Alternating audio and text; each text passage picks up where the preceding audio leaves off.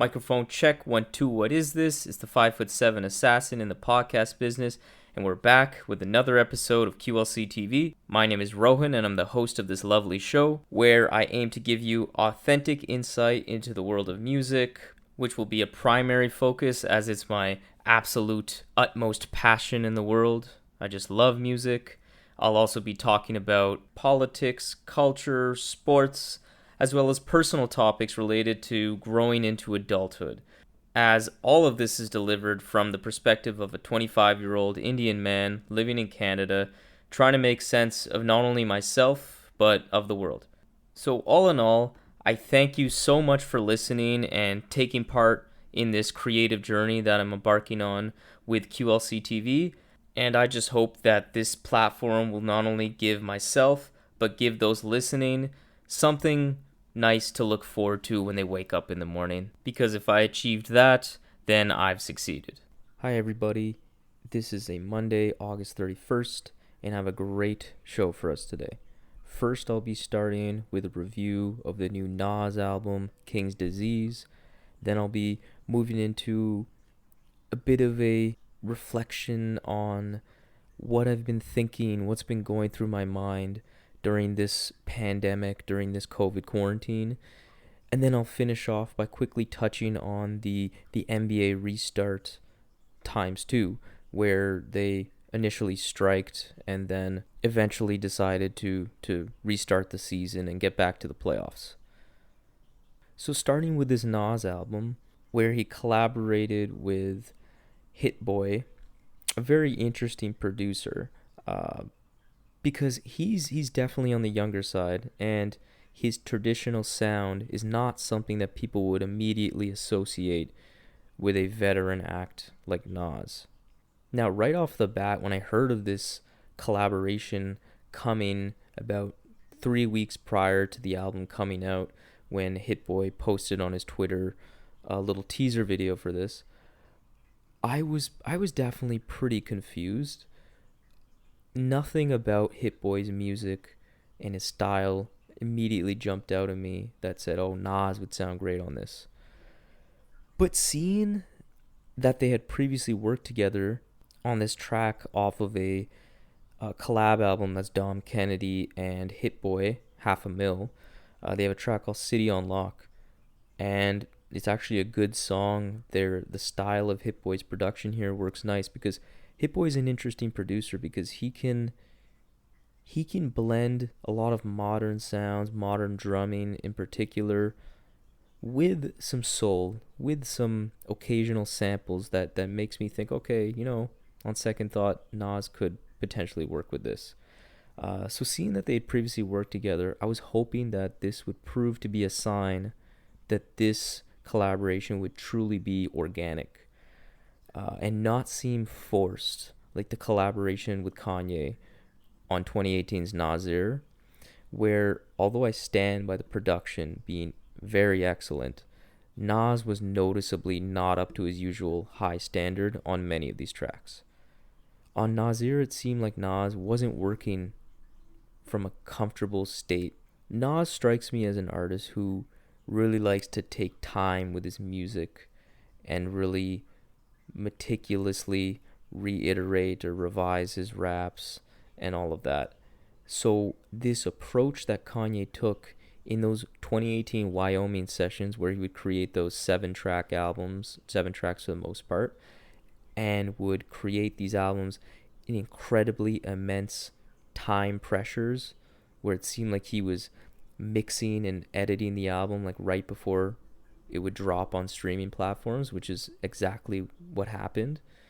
It makes sense that Nas wouldn't necessarily fit that approach like a glove.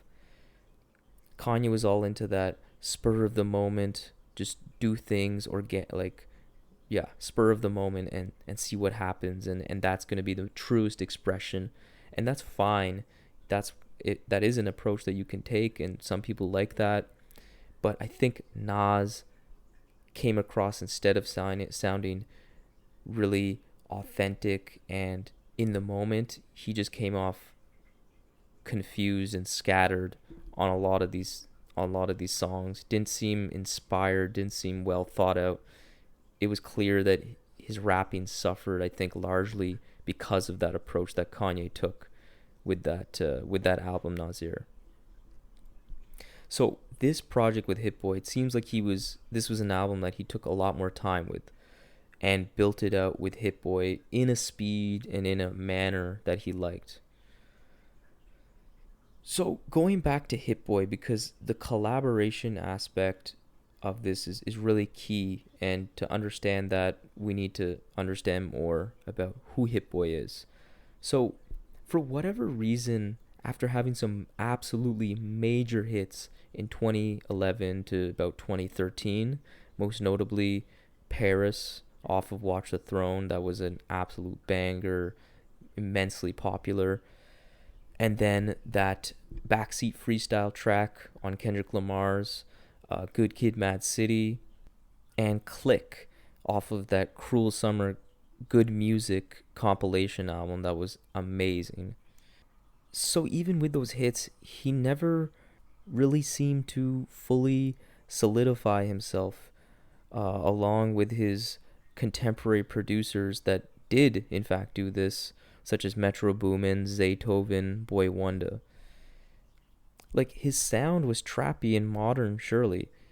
And like I mentioned before, his beats did have an element of soul and occasionally had sampling that I thought would make him very versatile to not only the mainly young trap artists that were really popping at that time. I personally think that maybe he didn't pop simply because he didn't have enough strong relationships, or strong collaborative relationships at least, with big rappers. Boy Wonder had Drake. Nothing more to be said about that. Metro Boomin, Zaytoven, they both had Future. Yet here was Hit Boy, who never really seemed to have a dependable partner in crime that could really make hits with the boy. I had to say it. But here we are, 7-ish years after that time frame that I was speaking of, between 2011 and 2013. Here's Hit Boy with legacy act legend Nas. And overall, I think the collaboration was very truly real. Seemed like Nas was comfortable, and it seemed like Hit Boy really crafted this album with a lot of care. Overall, the production here on King's Disease is less adventurous than that on NASIR. It's definitely a cleaner sound too in the mixing, which makes me certainly miss some of the dirtier and more bolder musical choices that Kanye chose on NASIR. But even if the production is maybe less creative, it still allows for Nas to feel more comfortable. And that's what you really go for with a Nas project. It's his rapping. It's always the main course. So I think that the production leaning on the safe side is a better call if it makes for a better Nas performance. But again, the production still has a nice lavish quality. These aren't some generic beats or anything like that. There's some really nice beat switches too that keep the sound fresh, never stale. So the album didn't challenge Nas musically as much as the predecessor NASIR, and he sounds more comfortable. And I think this makes sense because Nas doesn't ever seem to be picking throughout his career instrumentals that clash with his vocals. Like, I'm thinking of tracks like White Label off NASIR that was very chaotic in the sampling in the background, and I got the impression and that it showed in his performance because he came off kind of lazy and aimless at times on that song. So I think that's why historically he's opted for more simplistic beats, which have inevitably drawn a lot of criticisms. The often criticism with Nas is he doesn't pick good beats. So the relative safeness of this album musically understandably makes an artist like Nas more comfortable because he's never been known for being the most versatile artist. He's by no means like a Ghostface who could rap on just about any kind of beat, any kind of rhythm, any kind of sound. But all this being said, Hit Boy didn't once again create basic beats. I do not want to be coming off like I'm making that point.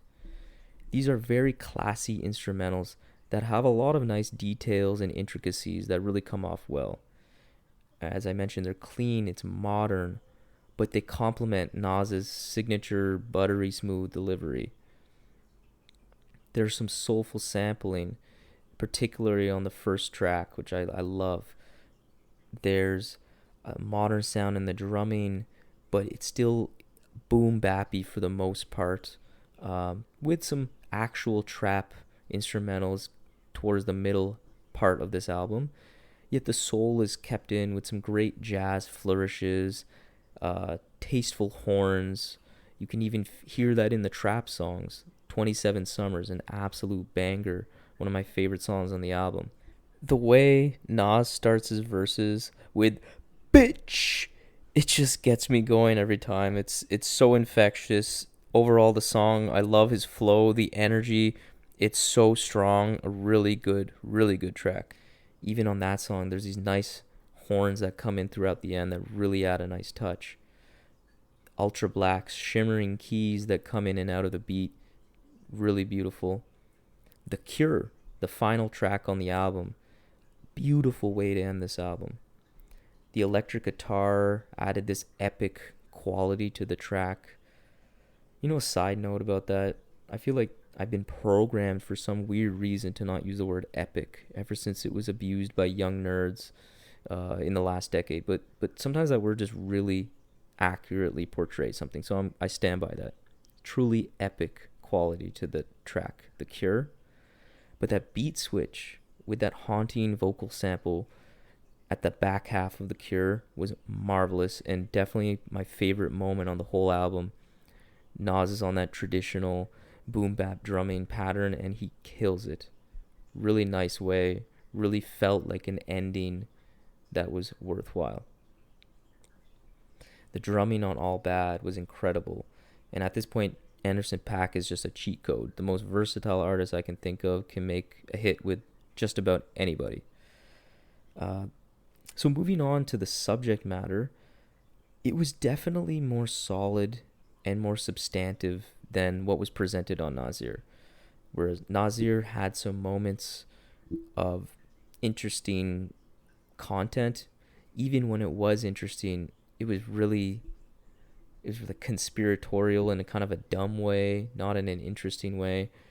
Or it was actually some stuff I don't support, like anti-vax, like oh my god, can we stop doing that in 2020, please? I beg you, please.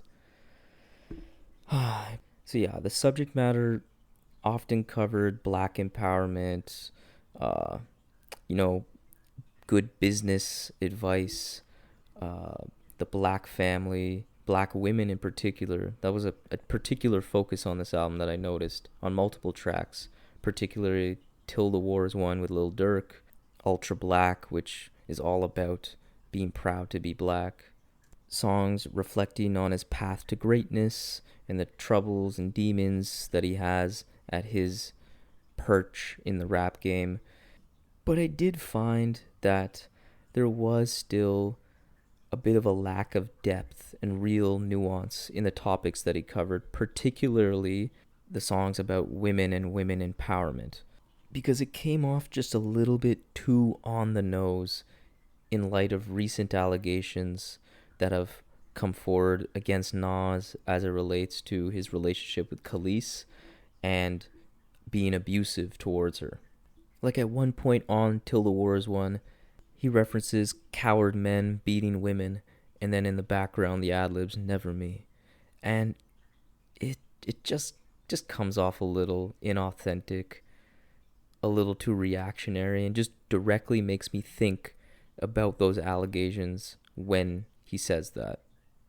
So either you address the allegations with real depth instead of an ad-lib, or you just leave it alone and don't really touch that subject because it will just ring hollow. And overall, call me a PC soy boy if you want, but I don't obviously know what happened with Khalees for sure, but those allegations seem believable. So they make the more, particularly with the women empowerment parts, but even past that. It makes more of the socially conscious parts of this album come off a bit hollow, come off a bit empty, makes me question them, question the validity, the sincerity of it.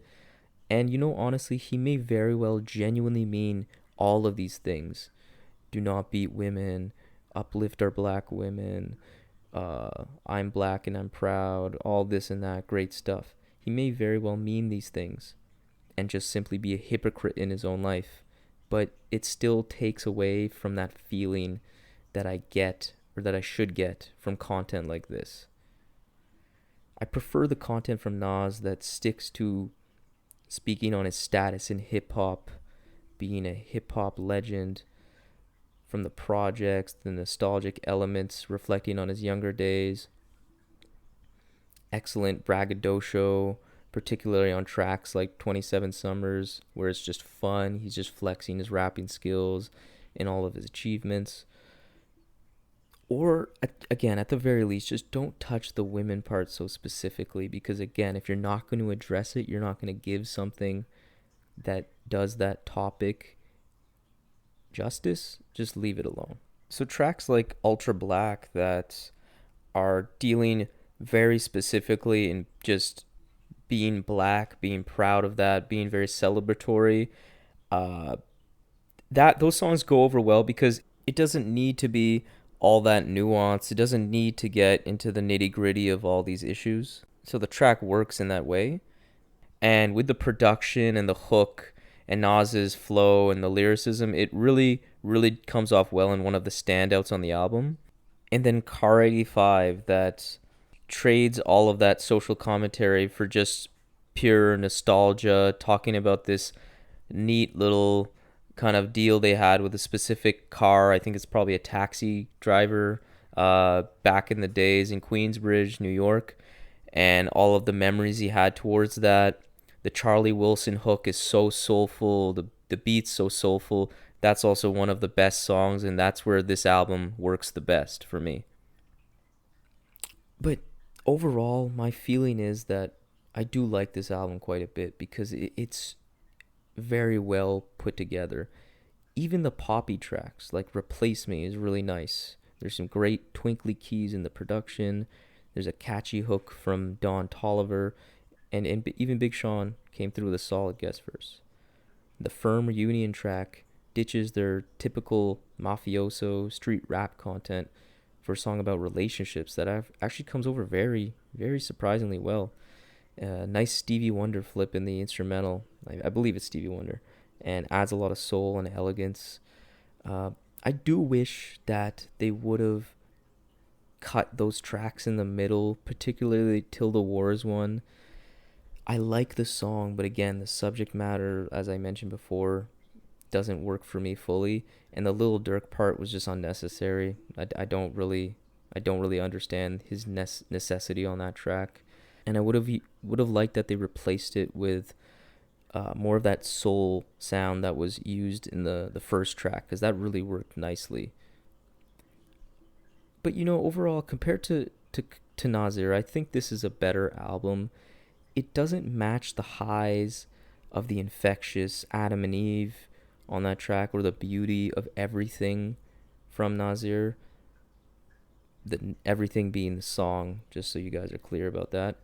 But the cohesiveness of this record in terms of the production, the subject matter being pretty consistent, and the theme coming through pretty consistently, albeit not as in-depth and nuanced as I'd like, still comes through well, comes through very focused.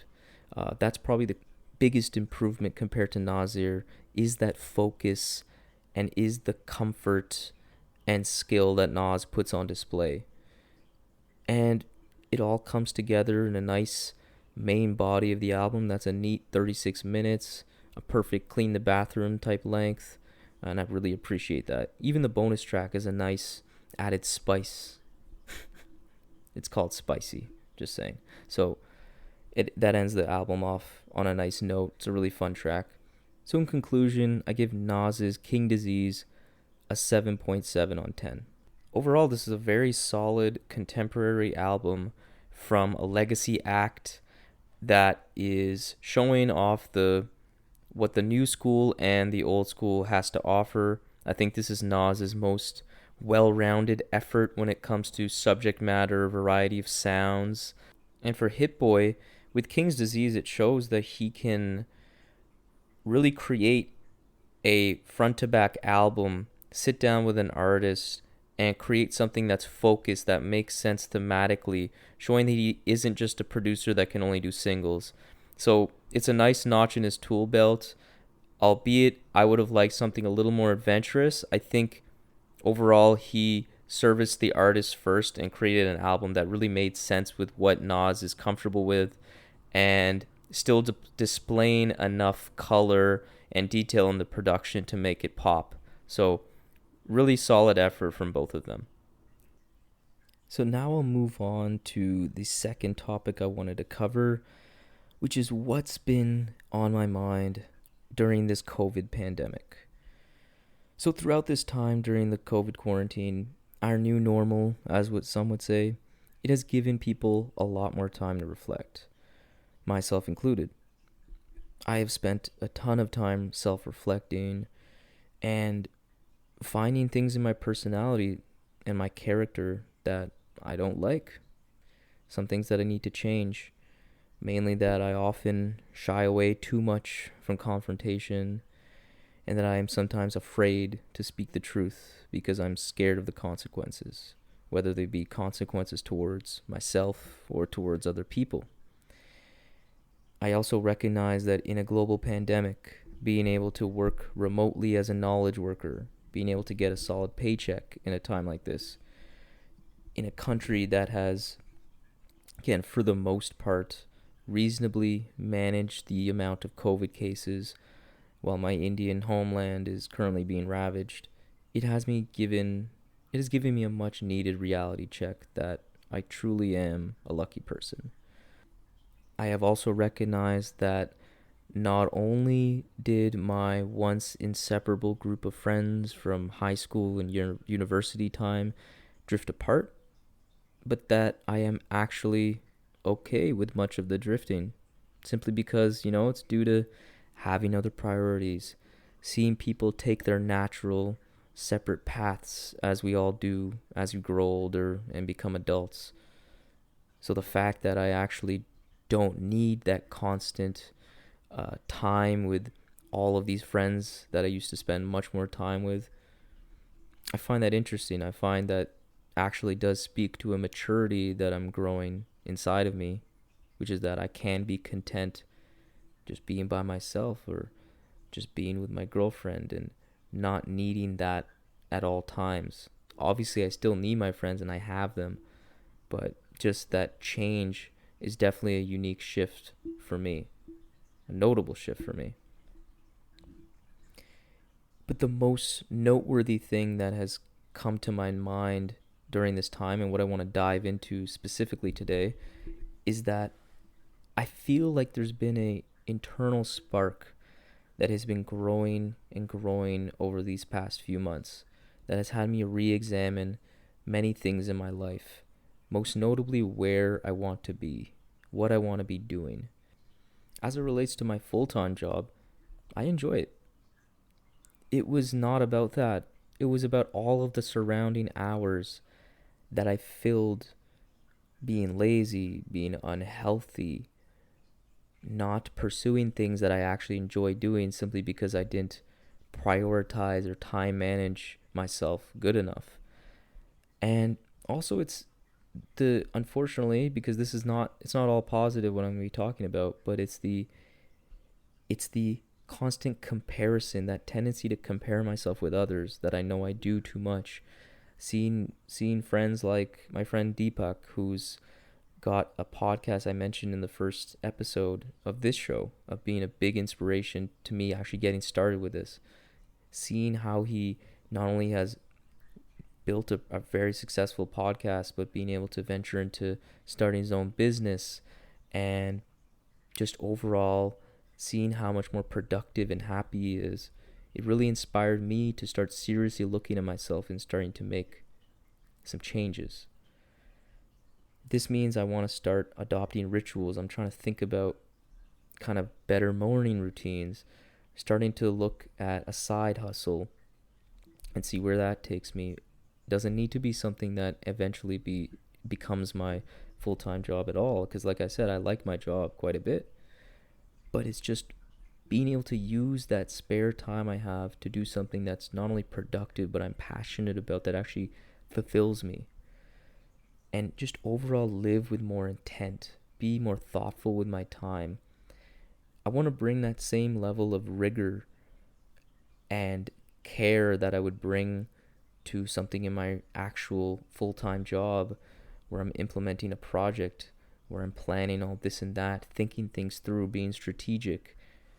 I'm good at that stuff, so I want to be able to bring that to the rest of my life. And throughout this quote-unquote awakening, if you want to call it that, I found myself looking at other people further along in their journey, as I mentioned earlier, and comparing myself. And this constant tendency has made it really clear to me that I really need to come to grips with what I want to do, what I think is right, fully. Because without that, I will continue to be swayed and influenced from others, get put off my path that I should be going down, and will continuously make me feel this level of angst and anxiety and just kind of discontent with my own life that I've been feeling recently. I need to find a way to ground myself in myself if I actually want to continue in a healthy manner. So to do this, I need to, and I've started to, be more thorough in intentional reflection, to really think about what I want to do, what I want to create. And I think that's the first step. And I use the word create very specifically and intentionally here, because for a long time, I've been really into a lot of different kinds of things that I never was directly taking part in, namely music and overall art. And I simply started to believe that I was just destined to be a consumer, never a creator, whether it be related to some kind of business or art. But I started to realize during this time of COVID that I simply wasn't being authentic with myself when I said this to myself. Because when I close my eyes and envision a dream moment, it always involves me being creative, particularly with music. I always love just kind of fantasizing about being a producer who produced this amazing beat for this amazing rapper, creating, composing an instrumental for this amazing pop song, performing this music in front of my friends, in front of my loved ones, and in front of random strangers, seeing them be all impressed with me, thinking, oh my God, look at this guy, look how successful he is, look how amazing of an artist he is. Or my personal favorite, being a successful manager for a rapper, / also having the ear for music, who made some of the beats on the debut album that everybody loves. Or I'm the successful manager for a different kind of genre of artist, where I get to fantasize about thinking, oh, my taste level in music and my love for music actually translated into finding and cultivating talent, and then my business side of myself actually was able to make us successful in the industry. Yes, these fantasies are very detailed, I'm very aware, but that's all to say is that I had to be authentic with myself, that being a creator was something that I clearly wanted to be, clearly something that I desired deep down inside of myself. So deferring to not creating was a risk-averse cop-out. It was me just not wanting to be uncomfortable and really try and potentially and definitely fail. And that's something I wanted to stop doing. So the first step in this positive direction has luckily brought us together, seeing me carve out time every week to produce this show. So now here I am, and almost 6 months into the quarantine, now starting to get into the groove of putting out QLC TV episodes and trying to find ways overall to live with more intent. I've started to schedule my time, even my personal time on my phone. I thought that's helped. But at the same time, I found myself in conflict with this new outlook on my life, this new desire to be productive and to really take control and live every moment with intent. Because I find I'm often caught between thinking, if I don't own this super nice Mercedes Benz and be able to travel around the world luxuriously, if I'm not pursuing every single life ambition that I've ever had, then I'm not living a good enough life, and that me not pursuing that is me just giving up. But then I have a very reasonable other side to myself that says, I'm totally okay with not being super ambitious and trying to achieve all these crazy things. I'm pretty content with a more quote-unquote normal life. I'd be totally fine with working a stable job, affording my necessities with some nice discretionary expenses from time to time, and make about 60-70K a year and be happy. Because, believe it or not, before I moved out and graduated, my main aspirations began and ended with simply getting into a relationship with someone I love, which I have achieved that, so I'm happy about that. I also wanted just a simple, stable job that could help me pay my rent and make me be able to afford some cool, nice things from time to time, but nothing crazy. And then the other was just getting some nice speakers in an apartment that I rented. That's it.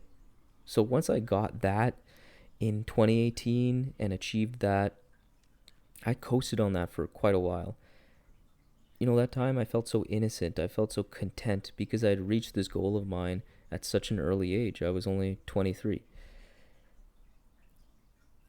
But then the inevitable angst set in, because you can only be satisfied with a goal-setting state of mind, if that's how your state of mind is, for so long. It's like, I compare it to beating the only video game that you own and then having nothing else to do afterwards. Eventually that aimlessness will turn into something more negative, and you'll begin either aspiring, yearning for something else, and then again feeling like you are lesser than and you need to achieve and you need to find a way to make yourself feel whole again. And that's kind of where I found myself over these past few months. Except I'm trying to balance that goal setting, that striving to be better, to grow, with also trying to balance that with being more healthy in the way that I achieve it, that's more sustainable and that's more positive and mindful, and not just trying to achieve for superficial reasons. I want to make sure I'm constantly reevaluating my state of mind to ensure that I'm not trying to achieve things just because I feel like I have to, otherwise I'm a waste of life. So I hope throughout this show I'll be able to continuously share my journey with you, the listener, and document what I've learned and experienced from a perspective that I think is at least a bit unique in that self-help, personal development space, at least from what I've encountered. I've come to realize that there's this gap in much of the self-help talk that I've seen, where it neglects the circumstances, or at the very least doesn't frame much of the content and advice around the context of people's potential real-world struggles that make it difficult to prosper, and instead paints any acknowledgement of hardship as a victim mentality. And I think there is so much power in striking that balance where the self-help can be given within the context of actual realities being acknowledged. Because even just from a messaging perspective, more people will be moved by something that gives them real positive practical advice, but also doesn't remove their dignity and belittle their real life circumstances as being inconsequential. So in future episodes, when I further discuss topics of self-development and what I've been going through recently, I hope it comes across as someone that is acknowledging those real life circumstances, whatever it be, mental health kind of circumstances, that make it hard for someone to really be their best at all times, because it'll be coming from my perspective of someone who definitely struggles with that. So I hope I'll be able to give you something unique and something that you can truly kind of take from and use in your own life in a more practical and more realistic manner. And I think this idea dovetails with a lot of how I see politics and current events. It's that marriage between personal capability, recognizing the immense power one does truly have to find happiness, develop positive, productive practices and mindsets that generally people do not realize. I am fully aware people don't come to grips with this as much as they should. But also keeping in mind that, and therefore demanding that societies address the conditions that genuinely make it difficult for someone to prosper in the first place. Take the example that is often trot out in the corporate media of that poor, marginalized person who managed to overcome immensely difficult circumstances, worked like 5 jobs to become a success through hard work and positivity. This is often painted as a success story. We so often fetishize the parent who worked multiple jobs, worked every minute of their life in order to build a life that let their kids get an education and live. It's always painted as this beautiful success story. And it is, but only for that individual. Because in reality, the fact that this person had to develop a level of mindfulness, work ethic, and an overall mindset that is in the 1% in order to just simply get by and achieve, it's actually an indictment on the society and all of us in this world. We cannot and should not applaud a society that demands people in unfavorable conditions adopt such incredible levels of good habits and work ethic just to get a bit of success. There has to be a happy medium that allows for people to just be decent, regular, ordinary human beings and succeed. Lastly, I'm going to talk about and transition to this NBA restart, take 2. So, for those that are unaware, the NBA paused their season in March amidst the inception of this COVID pandemic, as did all the other major sport leagues. And they decided on this very interesting idea where they would all get together at Disney World in these bubbles, or in this bubble, singular bubble, and all the players and necessary personnel would be there, and they would not be able to allowed to leave until they are eliminated from the playoffs. And overall, this idea has been executed brilliantly. It is honestly quite incredible how they've done it, the presentation of the games, and the overall intensity of the games. I'm not a mega NBA fan, but I am certainly a fan, and it's been a real treat to watch, especially because really there's nothing else.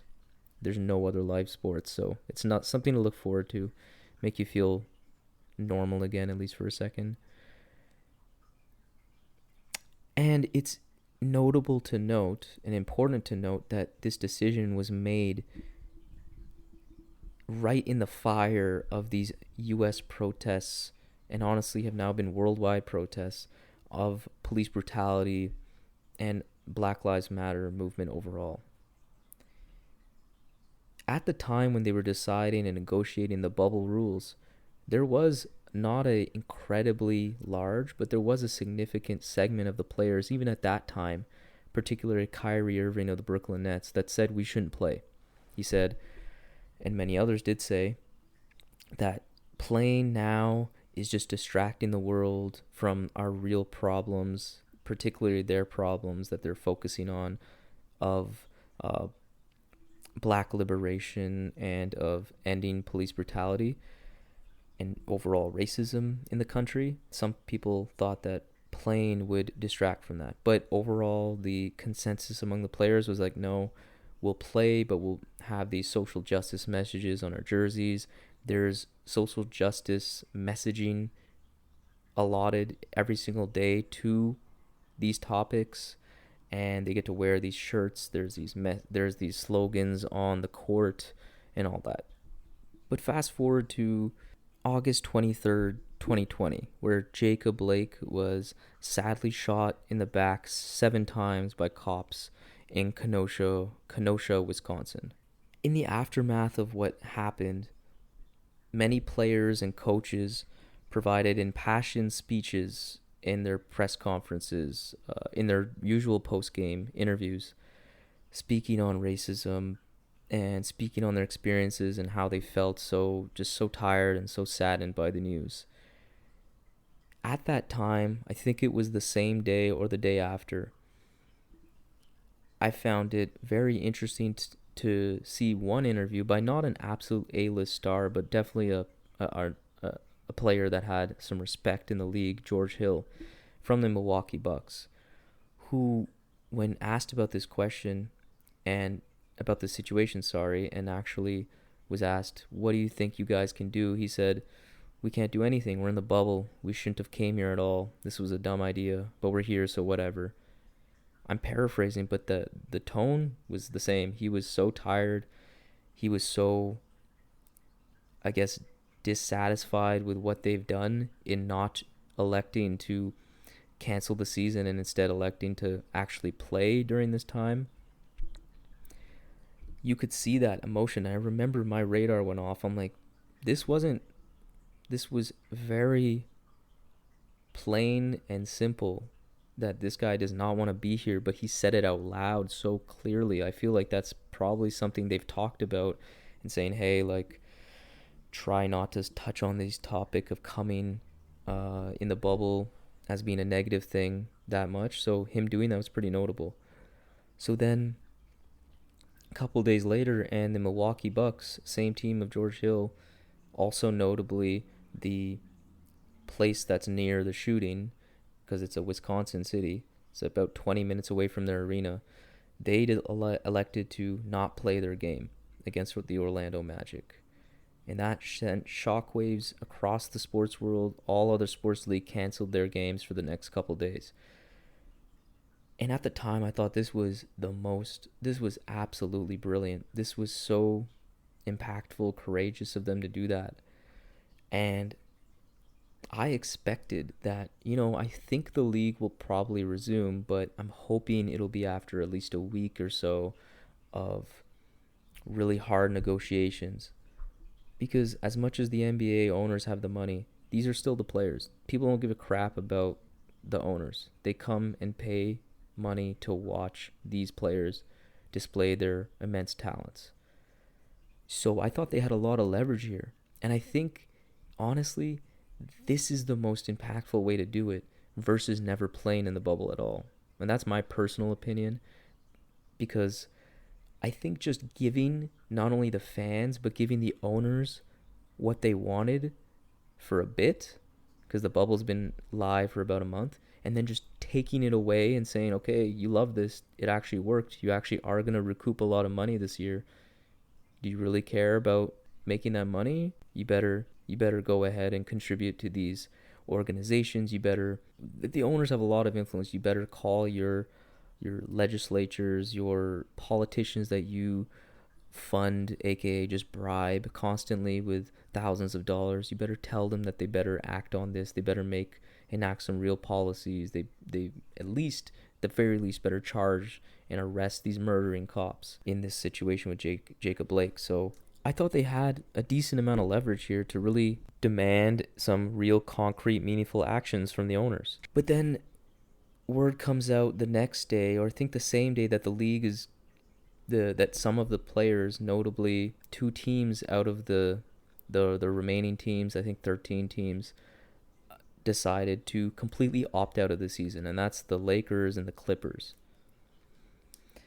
I heard from all reports that they had a players-only meeting discussing what to do, and it was incredibly heated, very understandably, was not organized, and was just like very emotional and chaotic. And I'm like, okay, canceling the whole season.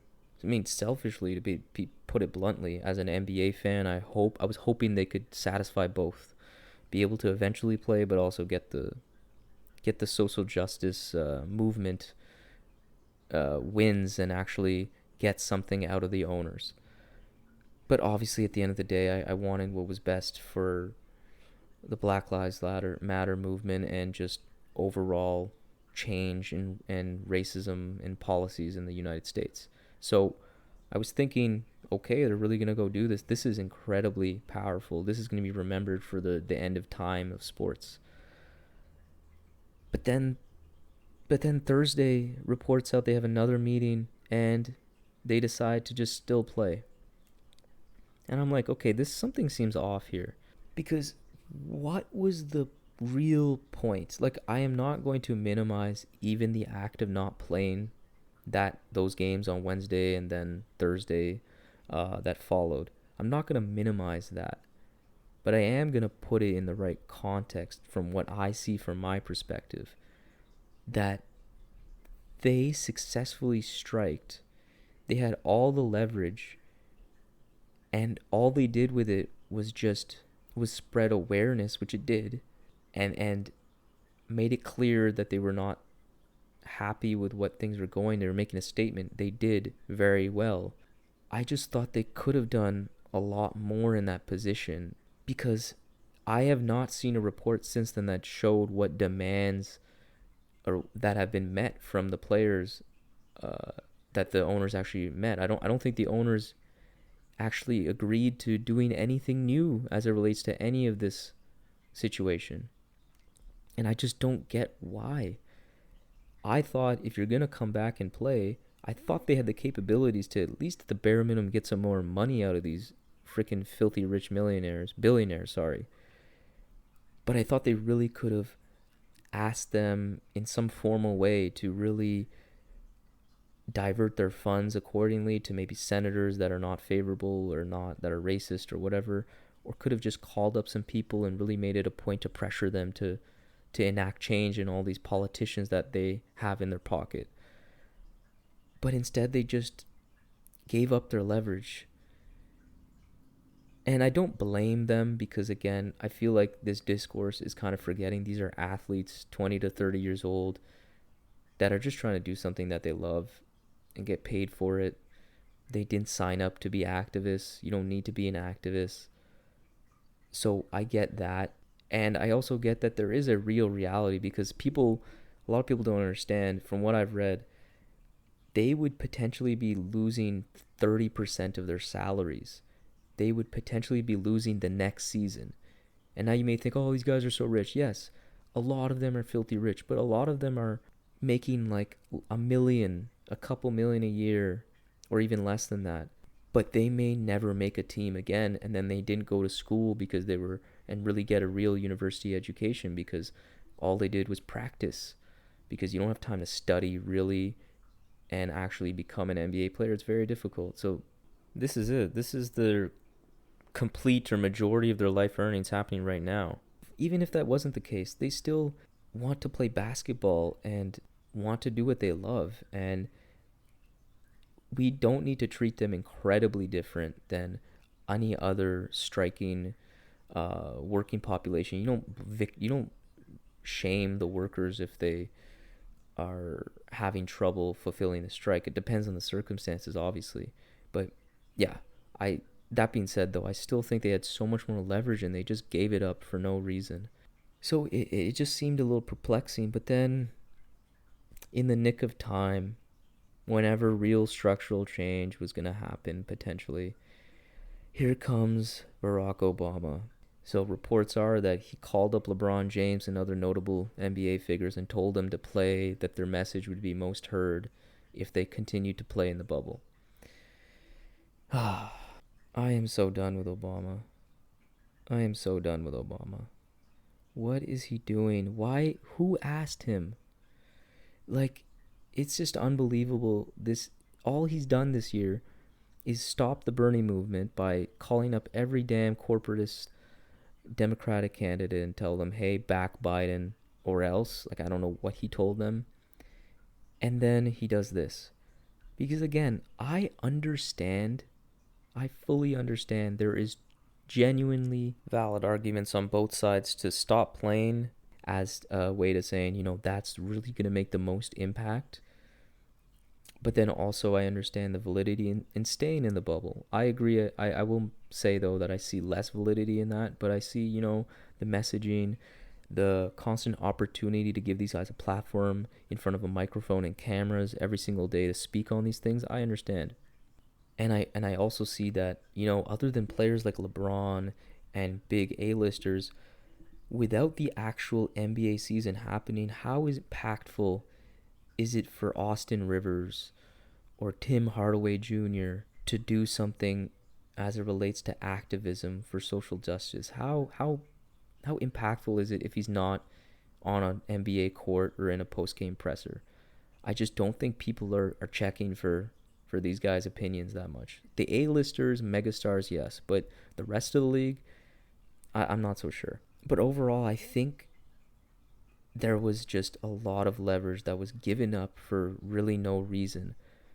Because I understand the urges to go back to play, the impacts it will have on their future life of their careers, the livelihood and health of the league. I understand, and I do to a lesser extent understand the validity in staying in the bubble and how that could propagate a message. But to do it, to come back and play with really no concessions from the owners, that's the part that doesn't sit well with me. That's the part that I just feel like it's a missed opportunity. And overall, I don't want to blame them. They didn't create racism. They aren't directly to blame for any of this stuff, but I do think they're very powerful, very well off people who could afford to go harder in this strike, to say the least.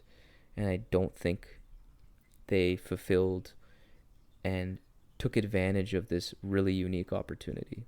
And I'd also add that this is definitely a form of logical fallacy, but the fact that Obama was in favor of immediately resuming the season tells me that resuming the season instead of resuming it with significant demands and a lengthened strike or fully canceling the season makes it clear, to me at least, that the players didn't do the best thing here. If Obama's in favor of it, then I know that I'm against it.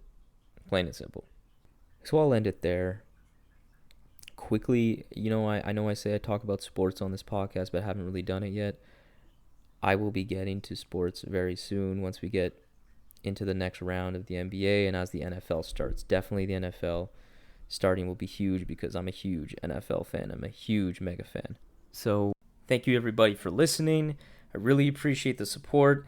I love doing this, and I can't wait to continue doing more of these episodes of QLC TV moving forward. If you want to follow me, support the podcast, please subscribe on all the podcast channels that you use, whether it be Apple Podcasts, Spotify, and so on. Follow me on Instagram and Twitter at Rohview, so that's ROHVIEW, and shoot me a comment, send me a DM, and feel free to suggest whatever topic you think I should cover, whether it be some political discussion, music, etc. Or if you just wanted to send me some feedback about something that you think I should improve on or consider changing as it relates to the show, I'm definitely all ears. I wanted to start this podcast to help myself grow, help myself express myself more efficiently, more concisely, more effectively. So I'm always open to anything that I didn't want, whether it be about how I deliver the show or just to criticize some horrible take that I had. I'm all ears. And I'd like to extend an open invitation to anybody who's listening right now who would like to join me in a discussion on any topic of your liking. Just shoot me a DM, post a comment, and I would love to do that because I want to connect with you guys who are listening as much as I can and foster a community. So thank you once again for listening. Peace.